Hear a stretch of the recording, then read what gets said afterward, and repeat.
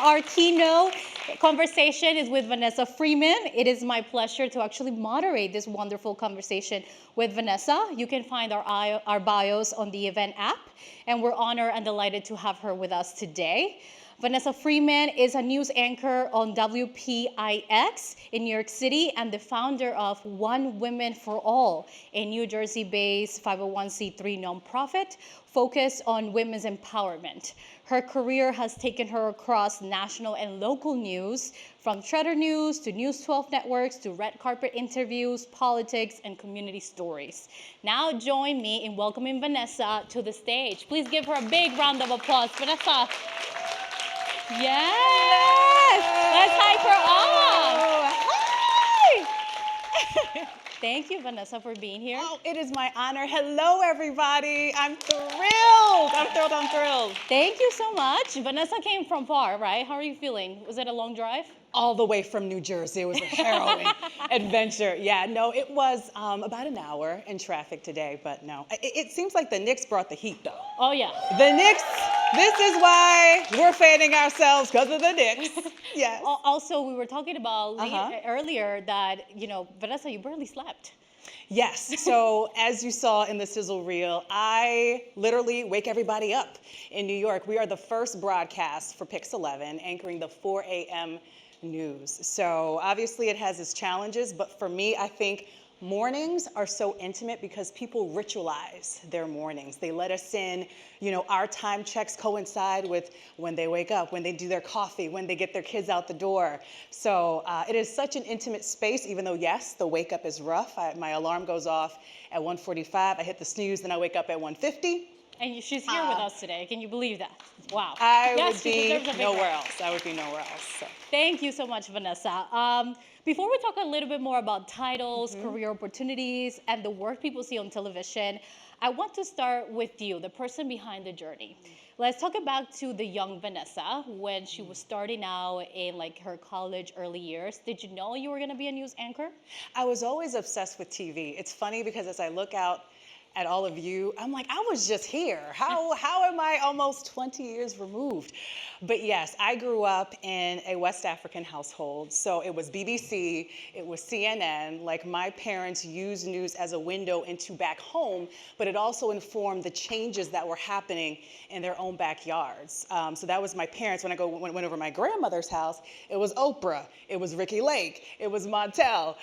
So I got very different exposure, but for me, the goal was always linear broadcast. I wanted to figure out what was the thing that made people tick, because I realized everybody has a story, and as you tell enough stories, you realize there's always a common thread that links everybody together with their motivation, with their passions, with their needs. Beautiful. So while you were in college, tell me a little bit about what is your degree on and some of the steps that you took to get here. Yeah.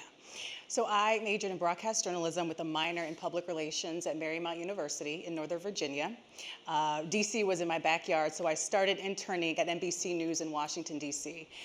You're probably going to get tired of me talking about interning, but that is how I started my career, and I think it is so important.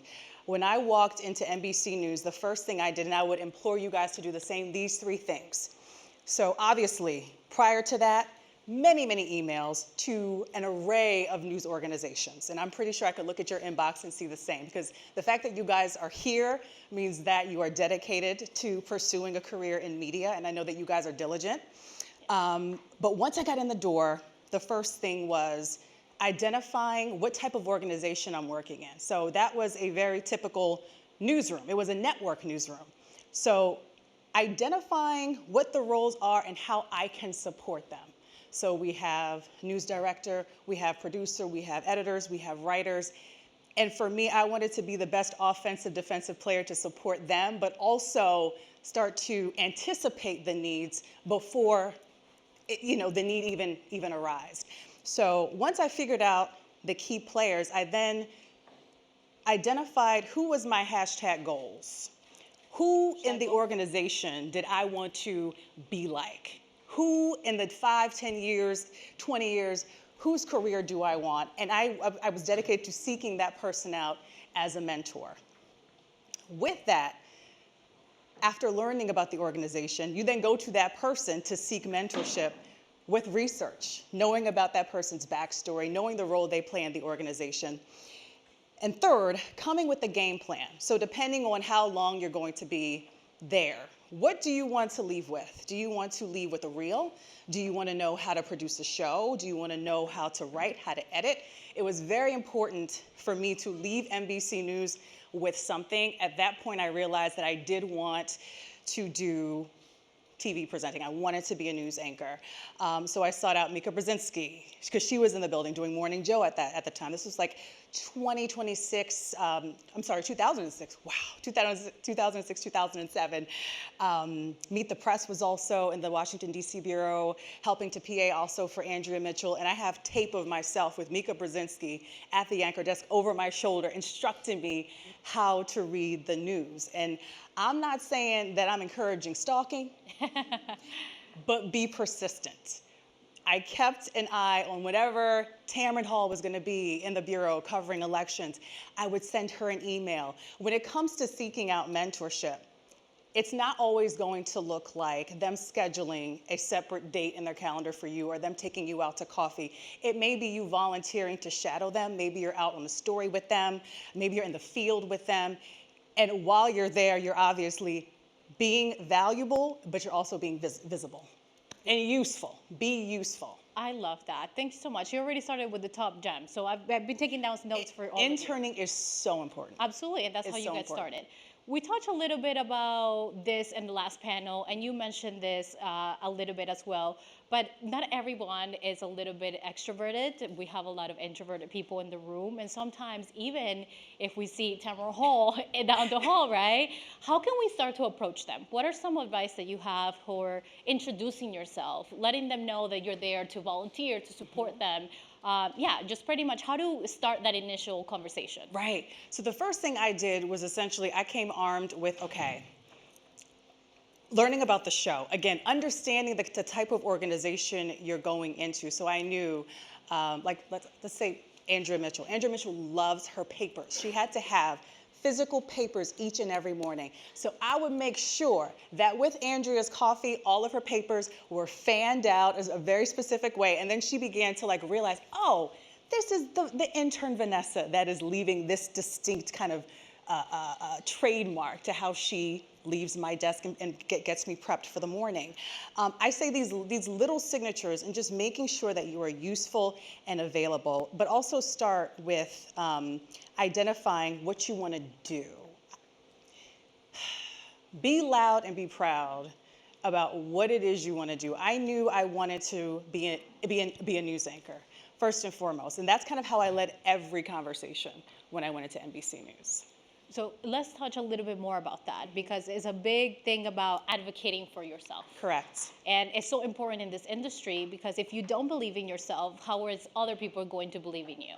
So apart from being mindful and paying attention, what are some other ways that I can knock on somebody else's door or continue to advocate for myself in this industry? I would say persistence is key, but I think that comes with confidence. And it comes with proof of concept. I think I gained a lot of my confidence while I was interning by actually doing the things that I was fearful of. Because fear is trepidation of the unknown and anticipation that you're going to fail at something that you haven't even done before, right? So I had to check myself several times. It's like, why am I afraid to talk? I haven't even tried it yet, right? So a lot of what I did was just do the thing. Send the email to Mika Brzezinski, even though I had never been on the anchor desk before.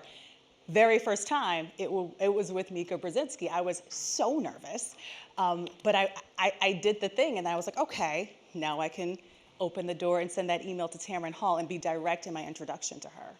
I love that. Thank you so much. What is a moment that maybe in your career as a journalist and a news anchor, you felt like maybe it is right now, or you're going through this, or this is the goal, but you felt like journalism is not just the goal, right. It started being the purpose. And you mentioned about, I want to be in the people's hearts. I want to tell the news. And we talked a little bit about local news. So what was that moment in your career that you say, okay, I know I was meant to do this? I think we all have that moment as a general assignment reporter. We're meeting people on the worst day of their life or the best day of their lives. And I think being able to tell the stories as accurately as you can, and sometimes you do have to remove yourself. You have to be sometimes secondary or tertiary to that story. But I think in being able to tell the story in a way that best represents what you experienced, what you felt, what you smelled, and when you put that out, people you've never met then coming up to you and they're like, wow, I enjoyed the empathy you showed. I enjoyed how you helped to pacify that person whose house just burned down. You didn't have to gently put your hand on their back, but you did. And that a person that you've never met being able to connect with you and then connect to the person that you told them this story about, those are full circle moments for me when I'm approached and people remember a story that I did. Sometimes because we're fast paced, everybody's meeting a 5 p.m. deadline and the turnover is so quick, I'm like, wow, I did do that story, and that stuck with them. And I've forged that connection with this person that I didn't know based on the work that I produced. Those are powerful moments. Absolutely, and those are definitely soft skills that the Absolutely. students need to be practicing on to make sure that they get to your level. But let's think a little bit more about it on the aspect of we see this polished version on air, and not a lot of us get to see the behind the scenes. So can you talk a little bit more about the preparation that goes in order to be a news anchor and that we don't really get to see? Well, there's the hair and makeup. Again, the industry is rapidly changing. So whereas there were networks that maybe once upon a time, namely before COVID, that had hair and makeup, now they don't. So now a lot of the preparation we have to do. And that's in addition to obviously researching your stories, being able to copy edit, being able to, again, with copy editing, go in there and fix it so that you are relaying the information, but you're relaying it in your own true, authentic voice.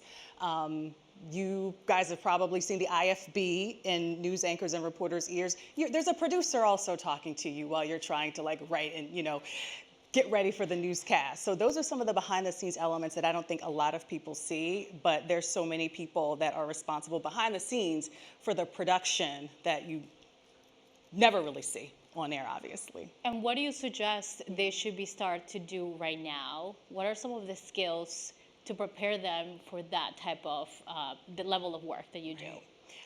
I think where you guys sit is such an interesting time because whereas I'm a millennial, so when I came into the news business, yes, there was YouTube. I think Facebook had just launched when I was in college, but you guys have this innate relationship with social media, and you have the ability to practice telling your own stories.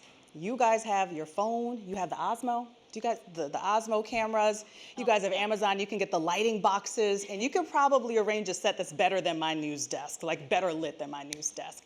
So I would encourage you to take whatever that passion is, whatever you think your angle is, whether you enjoy covering music, pop culture, human interest, politics, and I would give yourself a shot in exploring how you build that content on your own, and you get to shape your own narrative. I think for me, because I came into the business where, again, NBC News, there was such a hardened philosophy that I had to literally shape some of my preconceived notions around NBC News in Washington, D.C. So a lot of my soul searching and building my authentic voice kind of happened through some of the pivots and the unexpected changes in my career that I took, and that's kind of how I built my own voice. But I think you guys have the luxury in literally being able to shape that now, and not only do you get experience, but that acts as your resume. Absolutely. And I love that you touch upon that because I wanted to go into those challenging times, those times that where maybe you got a no out of rejection, and how maybe that probably helped you to get to where you are today. Yeah. So even though I started out at NBC News in Washington, D.C., I always wanted to get into entertainment news, like e-news. I always wanted to be on e-news. And I did all the things I told you to do. I sent out the emails. I shadowed the executive producers. And you guys know, like, this industry, it's much about timing. It's much about meeting the right person at the right time when there's a job opening. but news was always the open door, like, come on back home. News was always there for me. But I think, yeah, that was the biggest no. But I'm also a believer that the universe universes. And just because you think, oh, there's a room, I need to be in it, you don't have to be in every room. You know what I mean? And sometimes that no, there's a reason for that no. Sometimes you're not necessarily supposed to take that juncture. So I'm a big believer in, yes, there were no's, but again, it's cliche, but everything does happen for a reason. Absolutely. So. And Vanessa, I want to tap a little bit more on that personal aspect, because the students and recent grads are going through a lot of no's, a lot of rejections. All of them are looking for job opportunities and so on. Yeah. So from your experience, what is the advice that you can give them to overcome that, or to not take it personal, or to, it's okay, redirection of that no? I think this is just, I think, a human experience where we don't do a lot of sitting with our successes, okay? The fact that you all are here, that is a success, right? The fact that you guys even are getting no's, that means, guess what? You're sending out the emails, as I mentioned before. The one thing about hearing a no, and I always ask, like, my agent, I'm like, what did they say? What is the feedback? Because I love feedback. I need something tangible. Like, how do I get better? I think the worst no is a no without feedback for me. Like, give me something that I can, actually, give me something constructive that I can work on. But I think, again, like I said, a no is a no. A no isn't that you're not good enough. A no is that you don't have the talent. A no is simply, we just don't have the thing you're looking for now. Maybe that opportunity has not presented itself, but I implore you guys to keep going, because honestly, that's the nature of the business. And I know a lot of what I'm saying, it's like easier said than done, but if you work long enough, you'll start to see that. But trust me, keep going, keep going. Absolutely. And what Vanessa said is very true, because I started out as you guys, attending these conferences. Yes, you did. And then now look at me interviewing and moderating this conversation. So it didn't happen 10 years ago, but it eventually did happen. So I didn't give up. And that timing was just right. Exactly. Absolutely. Thank you so much for sharing that. Now, I want to get into a little bit more about your organization, One Woman for All. Yes. And I'd love for you to share what this organization is about, and how can we also learn more and maybe start to collaborate and help out. Yes. So I am a girl's girl. And I resent the fact that being a girl's girl is now just a hashtag. And people who, and I'm sure you guys, as you kind of seek out mentors, you're like, well, this person on social media said she was a girl's girl, and she said she liked women's empowerment. But then when you meet these people in real life, you're like, well, that was underwhelming, and it was a letdown. And I've had a lot of interactions like that. So I am a girl's girl. I love especially women, because I think our voices are so important in this industry. I love to bring them in, shadow me, like ask me all the questions. I love that. And I knew that in my work as a journalist, I wanted to help support women. But this in particular, One Woman for All, and it's the number one, woman, number four, all.org, if you want to visit the website.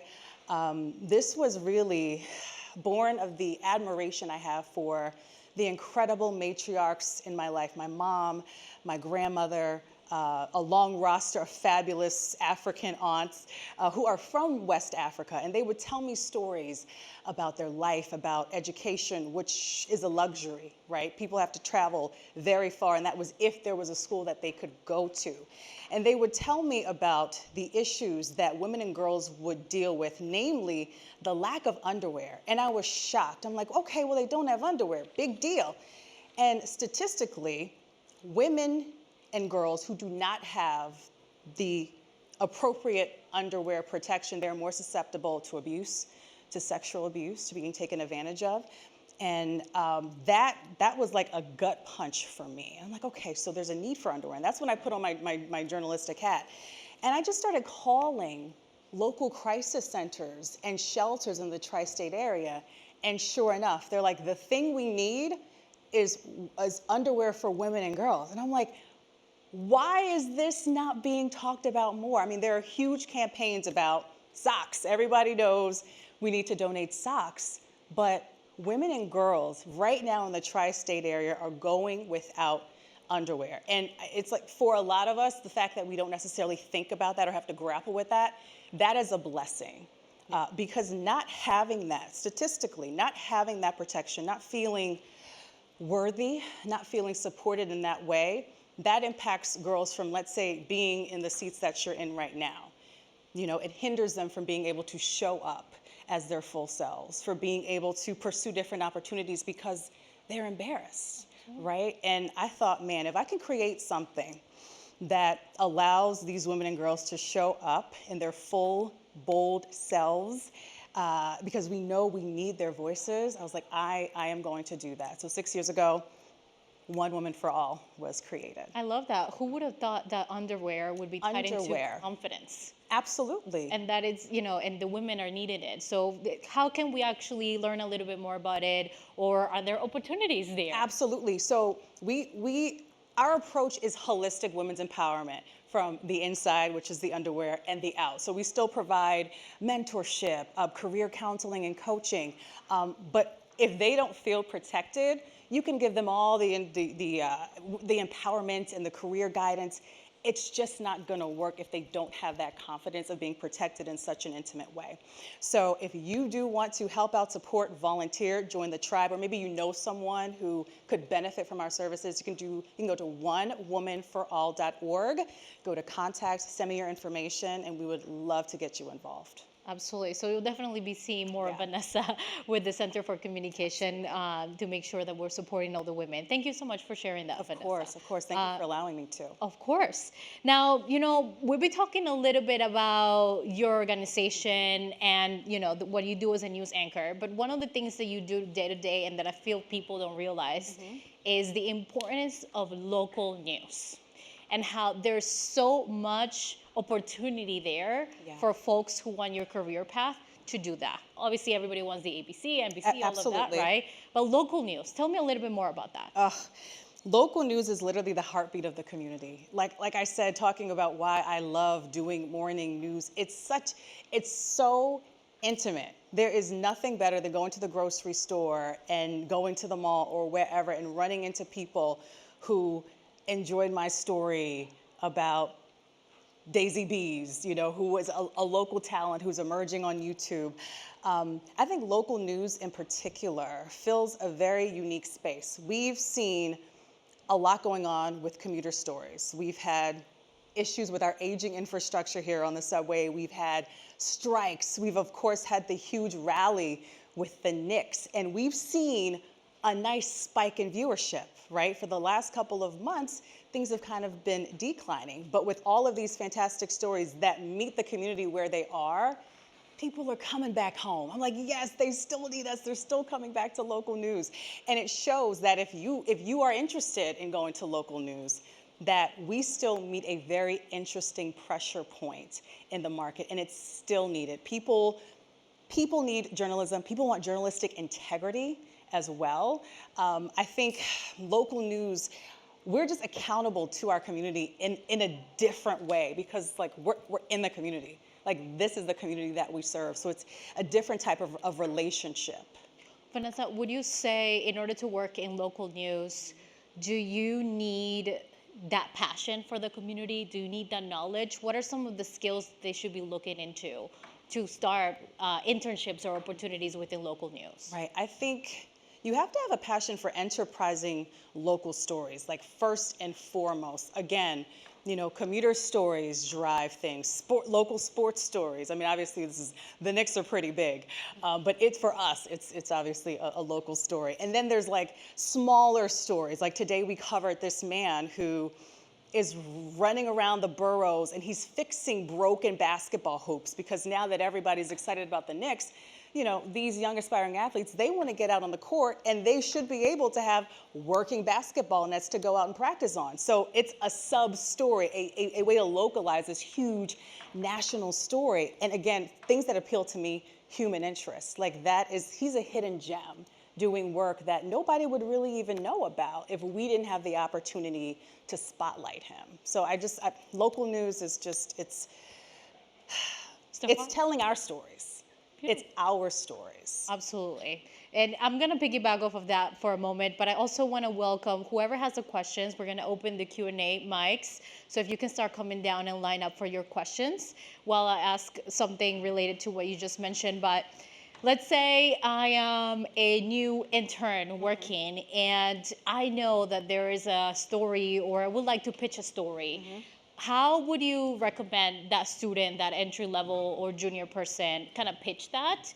Or is there a way to do so in local news? How are you finding these stories that maybe the younger audience can pitch in to try to get there? You mean pitching from outside an organization, pitching, Or if they're while working you're internally, while inside? Oh, yeah. I mean, I would go straight to the news desk. Or, I mean, if there's reluctance, if you're not sure, I'm always a fan of like soft pitching. I'll ask like my producer, like, hey, what do you think? Or my photographer, like, do you think, like, is there another angle I should take? So before you present it to the EP or whomever, if you want to ask people who are associated staff in the news company, like, just what they think. But as long as you have the who, what, where, when, you're good. Present your story and be passionate about your angle. So you see, the journalistic aspect is so important. It's very important, very important. Absolutely. I love that. Thank you.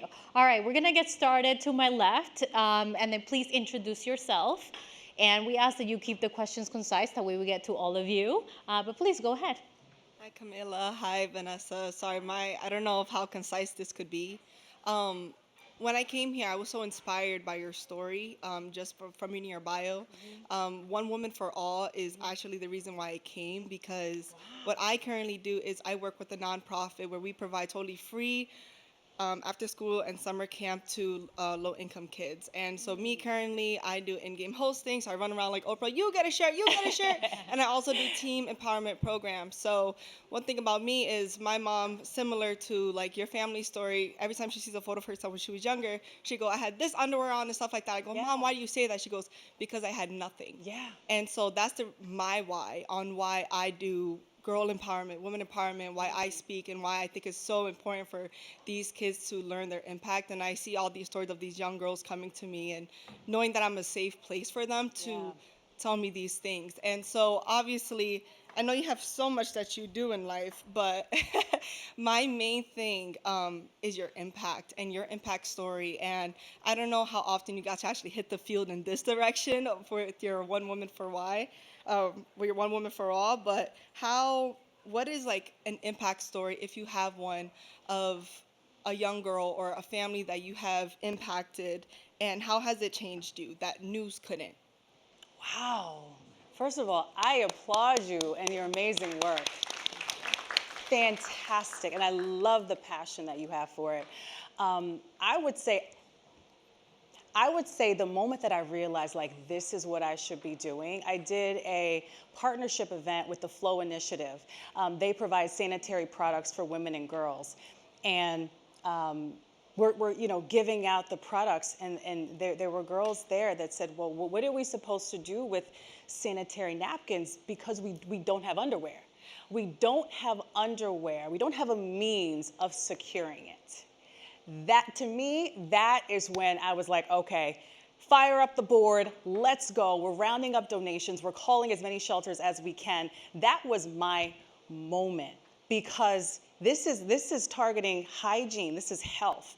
And we know not only, abroad, but right here, women's health issues, they don't get the attention they need. And sadly, sometimes it takes people in the community to make it happen. But that was the moment that lit the fire, because sometimes you're working and you're like, well, I don't know. But that, to me, that was when things really clicked. Okay, and I can't leave the mic until I ask this. So from one person who's doing the same line of work as you, helping these young girls, I would love to give you my business card. Absolutely. All right, Absolutely. we're doing it. And if we could work together, or if I can help contribute, I would love to be able to help these young girls even get prom dresses, because I have a million that I can tell you. There we go. This is what our event has done. Thank you so much. Have a blessed one. Thank you so much for that question. Thank you so much, Vanessa, for And can I knowing add, this? Yes. fantastic. Whether it's digital, whether it's a hard copy, have your business cards. And okay, this is because now you got me thinking about networking, Yes. which is so important. You guys take advantage of these spaces that you are in. When you collect business cards, regardless of whether you are ready to hit the ground running in the media field professionally now, keep your contacts warm. Meaning, do not let 6 months go by and you have not reached out to the people on that business card. Because that is how you create your active network. Because that person could know somebody that gets you your first internship, that gives you the ability to get the experience to shadow and get that in-field experience. So make sure, thank you for the business card, but use these business cards, okay? Send the emails out. Thank you, Vanessa. That's definitely been the theme of today's summit. Take advantage of it. Thank you so much for bringing it up, and thank you for your question. Let's go over here. Hi, Vanessa and Camilla. My name's Alani. I'm going into my junior year at SUNY Oneonta. I study media and communications in dual major with a minor in queer and trans studies. So I focus a lot on like representation, all that important stuff, and like my work that I produce. Want to see people like me on the big screen. That's kind of the whole thing. But what I want to ask you about is local news. My school is part of the SUNY Local News Initiative, basically. So we've been doing a lot of local news work around our school, and I wanted to ask, basically in the changing like media landscape, and a lot of people aren't watching news as much, or people aren't consuming it the way that they used to. How has how has Pix 11, how has local news how do you think local news has shifted to kind of meet audiences where they're at currently? Because I know a lot of it is social media. A lot of people be like, oh, I got my news off of TikTok. And you're like, oh, was that supported by anything? Or did you just see someone say it? How are you guys just trying to stay current with where audiences are moving? Right, and this is where I think you guys coming into the workforce, you guys give me so much optimism, because you guys can cover a lot of our blind spots. Because we're archaic right now, trying to get into the digital space, but these are things that you guys innately already know how to do. But to your point, we have Pix 11 Plus. We're growing out our digital space. Now we have each talent member, so each anchor, each reporter, we have to come up with our own show to populate Pix 11 Plus. So that's a big way. We're also trying to rev up sharing content on TikTok, sharing content on Instagram. But I think when it comes to news organizations trying to get into the social media space, it's always like they're playing double dutch.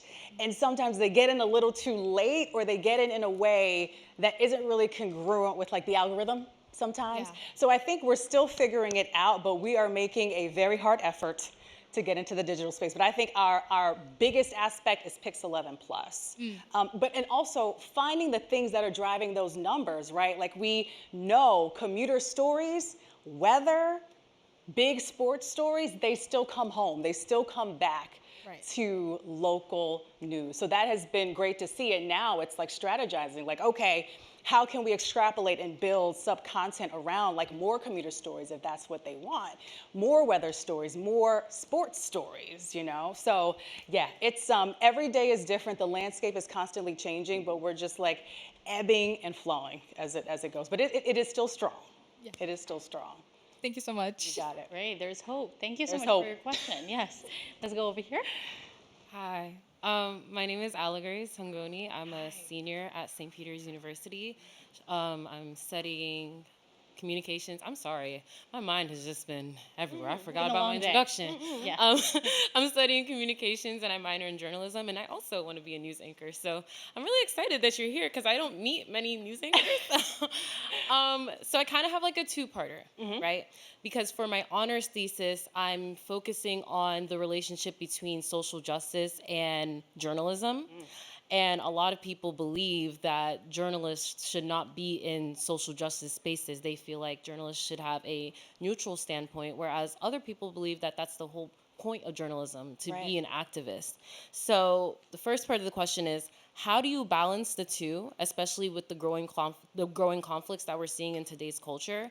And when you're delivering a tough story, how are you able to compose your emotions, especially stories that hit close to home? Oh, I think composure is different for everybody. For me, I keep my composure, but my tone, my voice, tone out, it always changes with the story. So it's very hard for me to mask my sadness or my disapproval sometimes. I feel like I can hear it in my tone, but it's important to remain balanced. And this kind of springboards to the social justice aspect of your question. As journalists, we do have to remain neutral. I will say that if we are covering a social justice story, like say for instance, we've been doing a lot of coverage on the ICE facility in Newark, New Jersey. A lot of people have very strong stances of where they stand with that. But we have to tell the story. What are we seeing on the ground? Who's doing what? We have to be fair, we have to be balanced. We can't overplay something if that thing isn't happening. We have to tell the story as we see on the ground. That is the journalistic integrity that separates us from, let's say, I don't want to say TMZ, but other, digital social media sites. Where it gets difficult, and depending on what news organization you work at, obviously you have social media. Your site, your page belongs to you, but you do have to adhere to the standards and your contractual obligations of your network. So, whereas right now, if you are not connected, you can do your thing. You can use your social media, have your own podcast, and share your side as you see it with a very fine angle. But that is something that we right now cannot do within the local news organization. Thank you. Thank you. And that's also part of being professional and understanding. Correct. Who do you represent? We have to govern ourselves in a certain way that always keeps neutrality first and accurate storytelling. So, Thank you. balanced storytelling, I should say. All right, thank you. Let's go to our next question. Hi, Vanessa. First of all, thank you for all the work you've done with WPIX. I've been watching for some time. My name is Adam Relkin. I'm a junior communications major at the University of New Haven, up in Connecticut, and also actually one of their main editors there for their student newspaper. Very good. As a matter of fact, and also a staff writer for a racing-related newspaper. So, one question about the local aspect you talked about earlier with Camilla. So, I wanted to kind of ask a little bit about one experience that I've had before as my job is to be the editor for politics, and as a result, and because we're a student newspaper, they want me to localize a lot, which I have to do.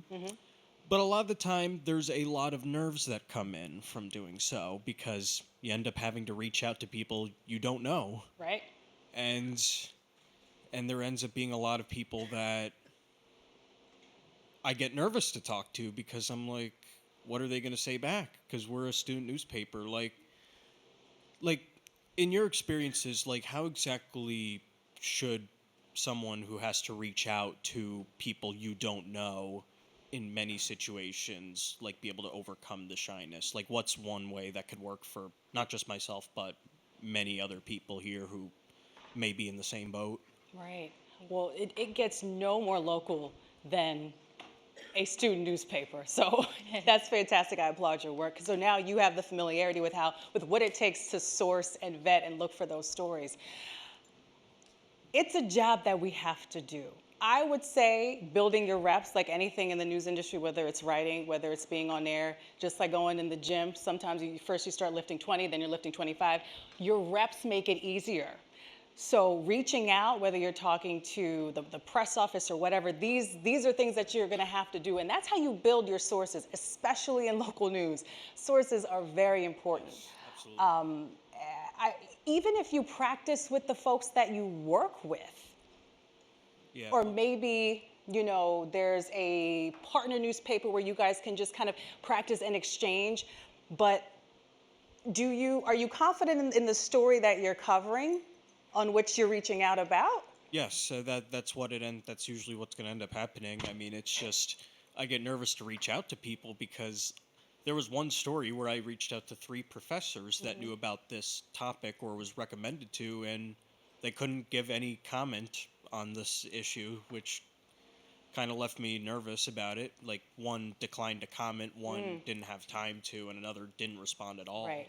Well, they reserve the right to decline to comment, and they should be nervous responding to you. You're a journalist, so you are doing the work of the people. You should not be nervous reaching out. because that is what you do as a journalist. And you're doing your job well because you're trying to get a comment. You're trying to source the material that you are working on. So I say stand in your journalistic ethics and have confidence in your story and the fact that, listen, you know, we would like to do the right thing and the respectful thing and the journalistic thing and get your comments. Yeah. You're doing your job the right way. Yeah, and I have been doing it that way. I mean, I've even gone as far as to go beyond just professors and students at university. There was a big protest at the New Haven Green back in March as part of the National No Kings. I had a chance to talk to people running for office Very good. there. For those from Connecticut, Ned Lamont is being primaried by Josh Elliott. He was there, willing to talk. I mean, another person running for Congress was willing to talk. I mean, that's kind of how And you're far it can doing it. go. And you're doing it, and that's the business. I can't tell you how many stories that I've read that our news desk has called and we've had to say, well, they have declined to comment. We'll let you know when we hear a response back. Yeah. And that is part of the story, that they didn't want to comment. So they're leaving it up for people to wonder why. Why did they not want to comment? But you did your job. Yes. Thank you You so did your much for job. asking your question. Something that Vanessa mentioned earlier. You want to build a rapport, right? That's what it's Before about. you reach out, so it feels less nervous and that people are more willing to comment. It's about building the relationship first. Yeah. So thank you for your question. Let's go to her now. Hi, Vanessa. I'm RJ. I'm a senior at the New School studying journalism and design. I'm interning at the New York Amsterdam News right now. And my question is, you wake up very early and, you know, you see all of these crazy news stories and you're here with us today. So how do you keep your energy up? Do you have a routine? You know, as a journalist, I know it must not be easy seeing a lot of different, sometimes upsetting stories as well. Well, I have an IV that gives me caffeine. I was like, can you share it? Right, can you share? Lots of coffee, for one. I think building a routine has been the best way. So for me, I have to lay everything out the night before, because when it's early in the morning, it leaves too much room for error. So I think that's a great aspect. I think finding easy ways to prep. So I like to read my scripts ahead of time. So I found a VPN. I got the IT people to download a VPN on my phone, so that way, while I'm getting ready at home, I'm already in the show. I'm not waiting to get to the newsroom before I start reading. Because for me, I feel my most confident when I'm prepared. Preparation for me is always key, which is like prepare the clothes the night before, because it just makes the day ahead that much more easier, and it leaves room to pivot because we're doing breaking news. Sometimes they have to blow out the whole first half hour and you're doing something different. So even though I've now prepped and read the full half hour, well, it's different by the time I get, And by blowout, you mean you're changing everything? well, yes, you've changed. You're now taking a breaking news story instead of the news stories that were already pre-stacked. So yes. Did that answer your question? Yes, but is there like anything you like to do for yourself to kind of like wellness or just anything to Self-care. preserve yourself? What's that? What's self-care? Good to know. I love working out. So 2 days a week, I try to work out, leave the kids at grandma, and take that time for myself. That's all I have. Those 2 hours. Thank you so much. I mean, You whoever got wakes it. up at 1:45 a.m. barely has any time. Yeah, I mean, What time do you go to sleep? So I try to go to bed by like 7:30, 8 o'clock. Okay, so we need to get you home early. Yeah. I mean, this schedule is great. It's almost like a life hack or a cheat code if you have little ones, because it allows you to essentially work a full day and then you essentially have another day, you know, where you can spend with the kids and go out to the park. So the give and take. Absolutely, Give but and it took years to get to that level. So you Right. need to do the hard work first. That's it. Thank you. Let's go with our last question over here. Hi, my name is Kim Gill, and I recently graduated from Brooklyn College last year. And I'm hoping to be a broadcast journalist myself. Right now, I'm working for the New York State Assembly, and I do have a desire to do local news reporting, hyper local news reporting, because I feel like my community, where I live right now, East New York, is very underrepresented in terms of media coverage, and we do a lot of positive things in the community that doesn't get coverage. So my question is like, how do you advocate for those type of stories in a newsroom, and more importantly, in terms of like starting in the field, like let's say someone is mid-career and some of the internships are more geared towards people who are younger. What are other segues to get into the newsroom? If you can't get in traditionally through an internship, I love shadowing. I love when folks ask me, hey, can I just come in and shadow? Because they come in and shadow and they watch the newscast, they see how I go about building my day, but then they also get to meet other people in the building. And then it turns into an entire networking opportunity for them. So that's how I would attack them. Maybe there's opportunities to, if there's like a big event going on, like let's say this weekend, for instance, we're covering the 116th Street Festival in East Harlem. Maybe there's an opportunity for you to come out and just shadow that production, meet some of the field people. So I would keep an eye out for those interesting, coverage opportunities that maybe take place outside of the traditional newsroom space.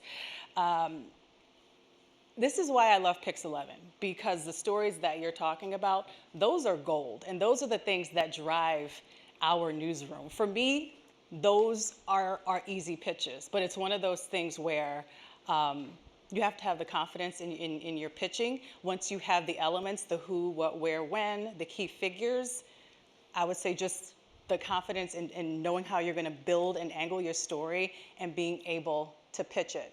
I mean, I think hyperlocal stories are gems. Yes, Yeah. absolutely. Because we had a 4-day concert we did last year in our community, and it was something about positivity. There was a lot of vendors that were local. It was hosted by our local elected officials, and I pitched out to so many news outlets, and like no one wanted to come, or they felt like there was other stories that were higher priority.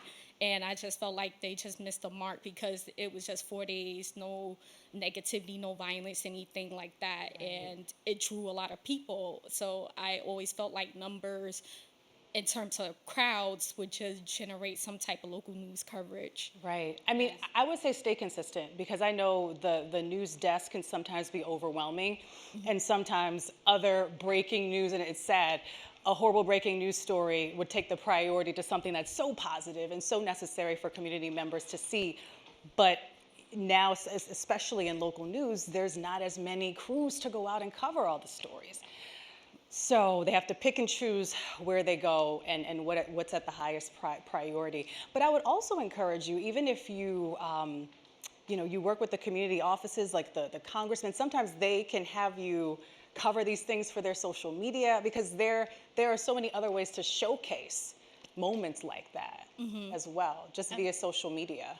And that's how you would pick it up, right? By seeing it that somebody else mentioned it. Absolutely. Talked about We it. see it exposed through different channels. So. Okay. That was definitely what I wanted to just add to your comment is, what about you covering it? I don't think you need to wait, and this is a way for you to build your portfolio as well if you want to be a news anchor. You're the one that took the initiative to cover and showcase the beautiful work that you're doing in your community. Awesome. Thank you so much for your question. You're welcome. You can do it. Let's go with our next question. Hi, Vanessa. Hi. I'm Samantha. I graduated from SUNY Oneonta, and I have a Bachelor of Arts in Music Industry. I started my own music blog while I was in college. And I'm sorry, I have my question here. Social media, I feel like, is never going away. It's very integrated in our society. So I kind of have a two-part question. In a world that can be very oversaturated with a lot of voices, which is very incredible, what are some of the best ways to connect with an audience and create a niche and find your voice? And also, if you have any tips for people who are maybe not as comfortable being on camera to kind of get their feet wet and get more used to it? First off, just do it.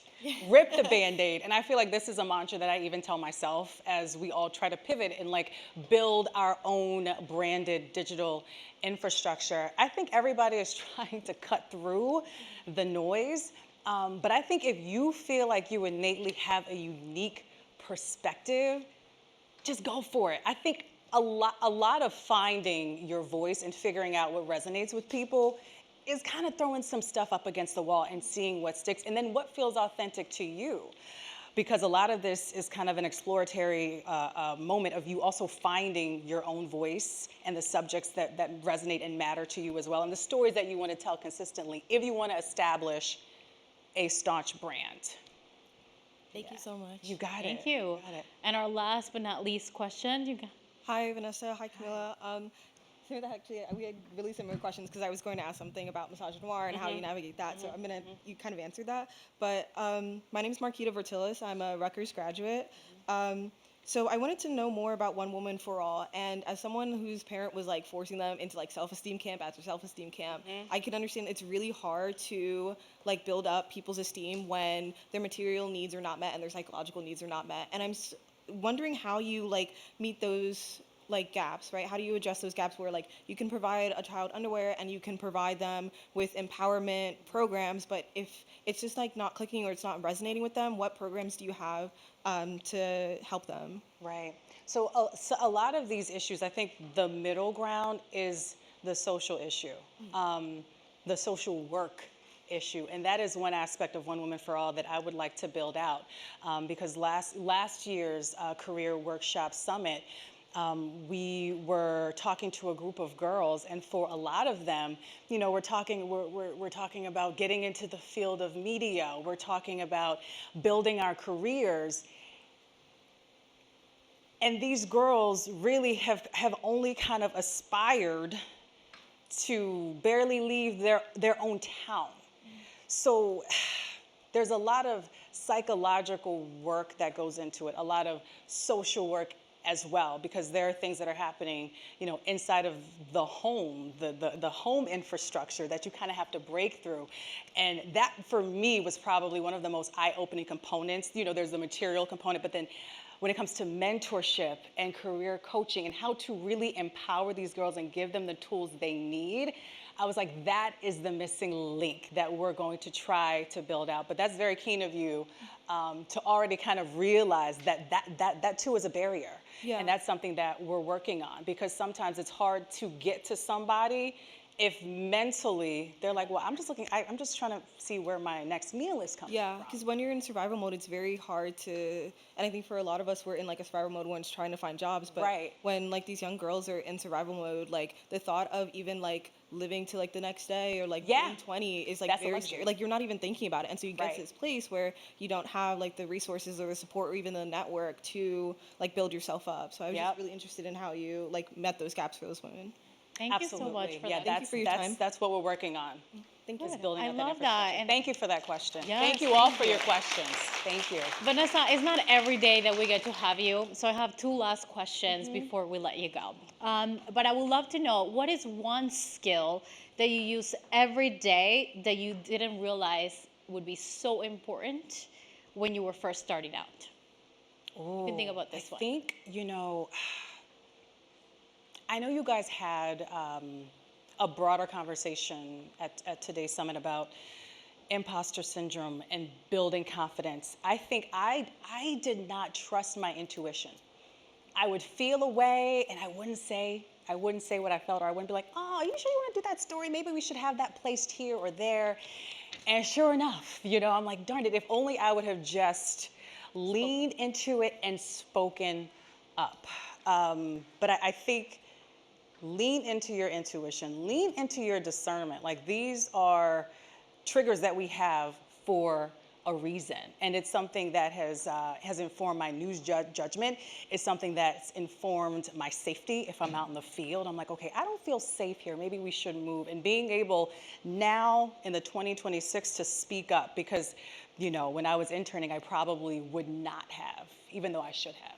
So I think trusting your discernment when it comes to news and when it comes to where you are located physically as you're covering these stories. Make sure you're safe. Very. And speak up if you don't feel safe. Very important, because you're also in contact with these communities that is the first time for them. Right. And you're thinking, you know, I want them to have me out in the field again. So you obviously don't want to ruin the opportunity, but your safety your safety matters most, and we have to make those calls as well. Even in the New York market, sometimes we just have to say, listen, we can't. I've had reporters in the morning news like, hey, we had to cancel the live shot. We're not going to XYZ because there's an issue, and it's okay. You can communicate the fact that you're not safe, and the news rolls on. People pivot, so do not be afraid to speak up. Thank you so much for that. Now, before we wrap up, I would love to think about the audience, the students and the recent grads that are looking for jobs, that are looking for opportunities, and what is the one thing that you hope they take or remember from you today? I hope the one thing you take away, well, several. I hope you take away the importance of interning and being able to advocate and speak up for yourself. The fact that you guys are here, the fact that you have this innate desire and obviously passion to pursue this means that you can do it, okay? Imposter syndrome is something that it's a lifelong battle, really. It's easier said than done to overcome, but I think, again, sitting in your successes, this is a success.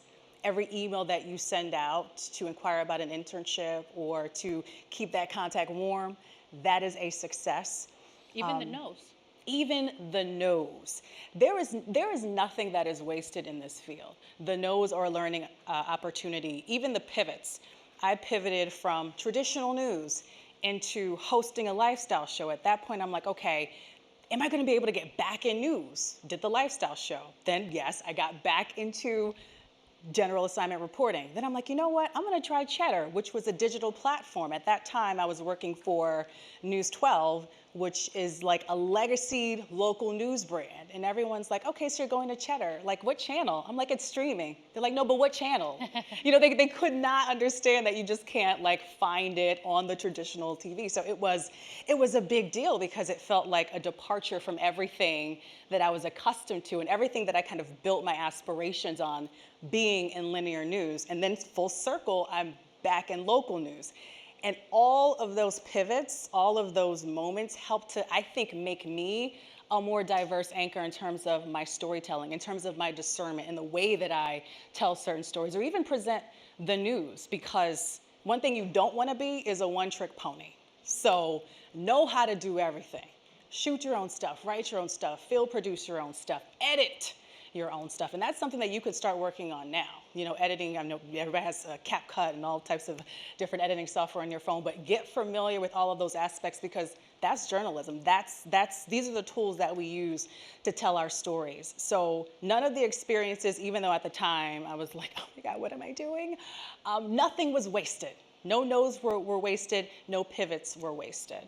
Wow. Thank you so much, Vanessa. Let's give her another big round of applause. Vanessa, what an honor, what a pleasure to have you here. We learned so much. Let's hope you stay connected in One Women for All. Absolutely. And make sure that you continue watching Vanessa on the news and hopefully one day you follow that career path. One more time for Vanessa Freeman, everybody. Thank you, guys. Thank you. Thank you.